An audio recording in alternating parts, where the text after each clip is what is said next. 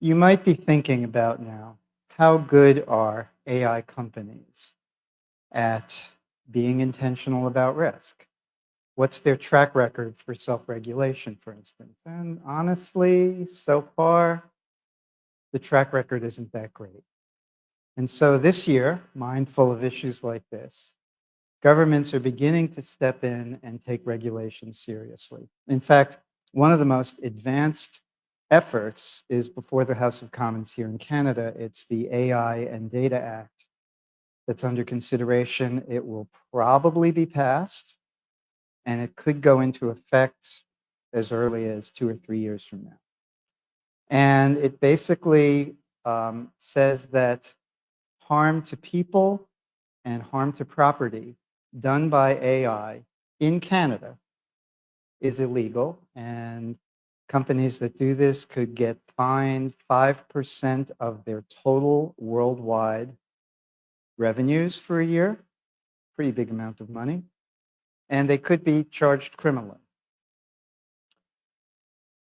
That will all be administered by the Ministry of Industry. And there are a lot of details to be worked out, but it's underway. Another one that's underway that is probably the benchmark and probably going to be the most influential right now is the European Union's AI Act, which is under consideration by Parliament. It too will probably pass in some form. And it will,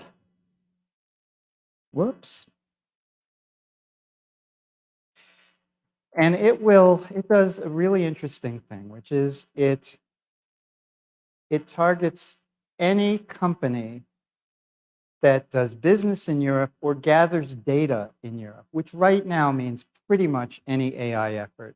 Some may shrink away from Europe because of this, but the AI Act can also fine them, in this case, 6% of their annual global revenue if they do harm to people and to property and to infrastructure. So we've got two potential acts with teeth and a lot more being considered by other countries around the world. The AI Act in Europe does something else that's really significant in our view, which is that it divides all AI activity into 4 categories of risk.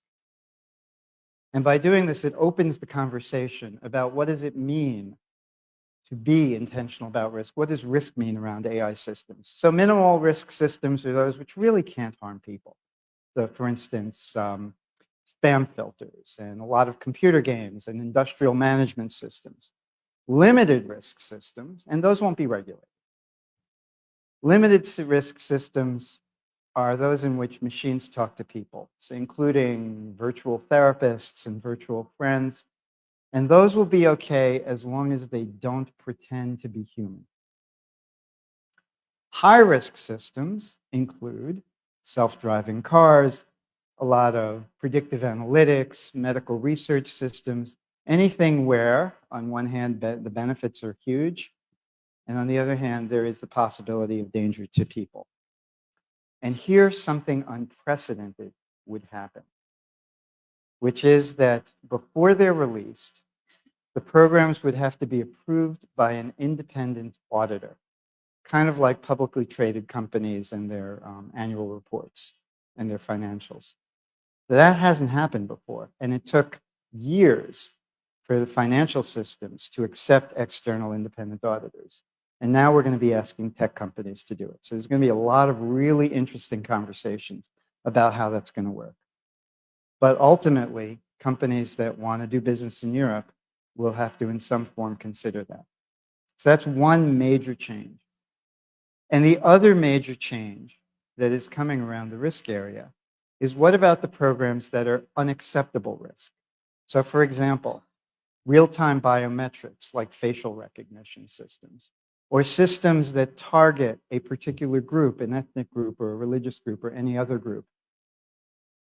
Those will be banned. Banning technology, as we saw, is a pretty interesting idea, but it doesn't happen very often. And when it does happen, it's usually short-lived. You know, Italy banned ChatGPT and other generative AI programs, and the ban lasted a month. This ban would be indefinite. So simply by raising this type of this dimension, we're getting into a series of conversations, we, humanity, people thinking about AI, that are not going to go away. Our second principle also involves a big change, and this is open the closed box or make AI explainable. This is worldwide Go Grandmaster Lee Sedol playing Google's machine learning program, its machine learning Go champion program, AlphaGo, in 2016, where AlphaGo won by making a move that had not been made before in 4,000 years of the game. And it could not explain the logic because machine learning doesn't go by logic. If it's unsupervised, it goes by continued iteration of patterns until it gets close to something different or something that it wants. As Jeffrey Hinton said, you might as well ask a toddler to explain how it learned, how he or she learned to recognize a cat. I don't know. Now I know it's a cat. And these are images of cats fed into real world generative AI programs, image making programs. And what they produce for you at the other end kind of looks like this. They produce a series of iterations that start with random pixels, and as they iterate in really, really rapidly, get closer and closer and closer to a recognizable cat image until it's close enough to show us. And then, okay, it made a picture of a cat. But it doesn't know cats. It doesn't have like a theory of species. So what do we do if a generative AI system falsely accuses us of a crime? We can't ask it about its theory of criminality. We can't ask it about the logic by which it chose to do this. We have to ask the larger socio-technical system of which it is a part. And therefore, we have to ask the company. What data did you gather? Why did you gather this data? What guardrails did you set up? What instructions did you give the system? And probably most importantly, why did you create this program in the first place? What's it supposed to do? What was your intent? We have a name for this type of information. It's called a trade secret. And companies generally have the right to keep this kind of information private because that's their competitive advantage. So now, with AI here as a kind of a forcing function, we have to balance that legitimate need for business self-sufficiency against our other legitimate need to understand why AI is doing what it does if it does harm to people. And that's our second principle. Another big change, one that is going to be a lot of discussions that people are going to follow, and it's playing out right now. My third principle is called confront and question bias.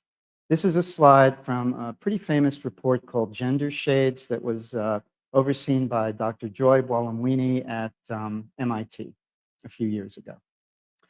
And this shows the accuracy rates for 3 different programs that were supposed to look at images of people and say whether they were male or female. And this is the percentage that they got accurate. So look at the lighter skinned male. Okay, all 3 programs had 99% accuracy, all 3 AI systems. With lighter skinned females and darker skinned males, it's about 90%. With darker skinned females, take a look. They're all below 80%, and 2 of them got 1/3 of the responses wrong. That's because they were collecting fewer impressions. They were collecting less data about that group. Why was that? Because the whole sample set and the way it was collected was biased. Okay, so it's no secret, we're all biased in some way. AI automates and amplifies that bias and freezes it in time. So now it's good. Now we all know that, right? Or anybody who's talking about it knows that. And now it's up to us as individuals, as companies, as governments to set in motion, to unfreeze the bias, to make it possible to unfreeze the bias. Another big change, not just for technology, but for humanity. Our fourth principle, we call reclaim data rights for people. As with all these principles, we're drawing from the conversations and from the activity that's going on around us in the field. This is a picture of what happens if you click OK on an Apple computer online portal. Every one of those strands is a piece of personal data that it can now collect about you. You know, your name, your age, you know, what your scrolling pattern has been or your online pattern has been. And Apple is one of the better companies. They were conscientious about how they use it. But just about every tech company has a similarly complex body of data that's collected just by clicking OK. And the conversation has been around for a while, but now we're starting to see it intensify a little maybe. Why shouldn't we have control over our own data? You know, why should Apple be the one deciding or you know, any of the other tech companies be deciding what happens to this information? You know, shouldn't I be able to say who uses it and what they're using it for if it's mine? And if they're selling it, maybe some of that money should come back to me. A conversation that involves a lot of detail, but on this, you know, but at the higher end, it's the very obvious conversation. It's one that Juliette, you've been having for years with groups of innovative people. And if it comes to pass, I think it's fair to say we both hope it does, then that would be another huge change. So all four of those changes have a lot to do with our fifth principle, which is called hold stakeholders accountable. This is a picture of Mark Rutte. He was the Prime Minister of the Netherlands, and he resigned in disgrace because in 2006, the government of the Netherlands put in place a system that was predictive analytics designed to find out who was more likely to commit welfare fraud.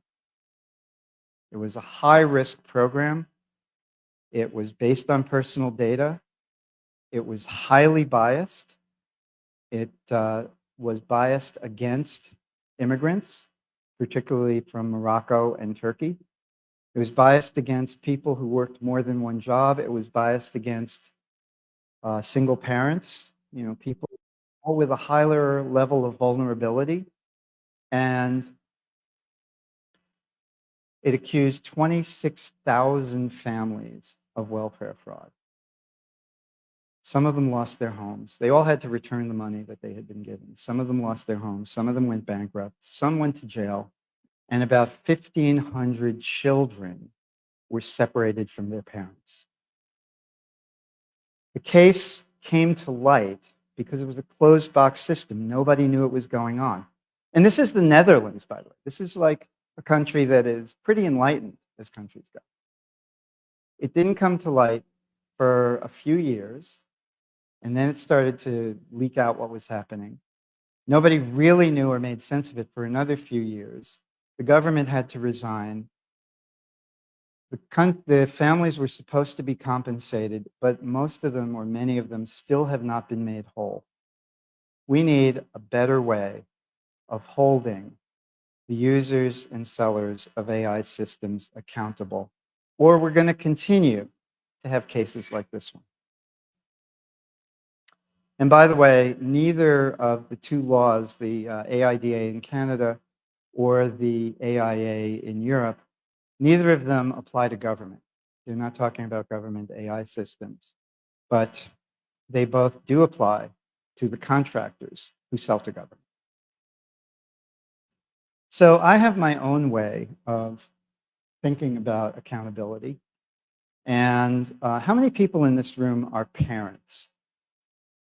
Okay, so a pretty good number. And maybe your experience is like mine. I have 3 daughters, and when the first one was an infant, I thought, I've got this. She's sleeping. I'm going to be a great dad. I know just what to do. And then she got a little older. And her sisters came along. And I realized there's a lot more to know here than I thought there was. And that's where humanity is right now with artificial intelligence. It's starting to grow really fast, and it's getting into trouble. And we're accountable for it, and we can't even decide as a world whether to kill the man or the woman with our self-driving cars. We have a lot to learn. So, Juliette, when you invited me to work with you on the book, I thought, wow, here's an opportunity to write a Dr. Spock for this new technology. And in some ways, that's a little bit of what we're trying to do. Our 6th principle is called favor loosely coupled systems. This man is Charles Perrow, a sociologist who studied nuclear power plant disasters like the one at 3 Mile Island. And he came to the conclusion that the biggest issue was not the technology, but the organization and the way that the technology was managed. And the power company that ran the power plant had a small group of executives making decisions about these very complex systems. And it could have been okay if they had different executives contradicting each other, questioning the issues, and managing it with input from outside. If they had had a sufficiently loosely coupled system, but instead they had a tightly coupled system, and they got this. Okay, if our organizations are like designs of dominoes, we need designs in which if you knock over a couple of dominoes, you're not going to get the whole thing falling down. And that is what is required for the complexity of a system like AI. So, Juliette, back to you.